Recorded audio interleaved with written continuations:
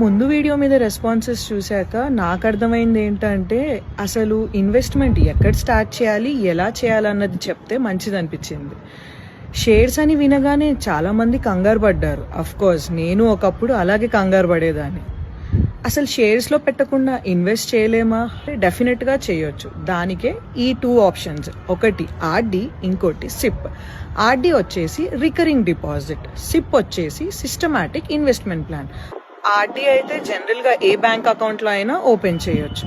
మరి ఎలాంటి సిప్ లో ఇన్వెస్ట్ చేయాలి, బిగినర్స్ కి అసలు ఏ సిప్ అయితే బెటర్, ఆ డీటెయిల్స్ తెలుసుకోవడానికి కామెంట్ చేయండి. ఆర్డి షార్ట్ టర్మ్, లో గ్రోత్ కానీ సేఫ్టీ.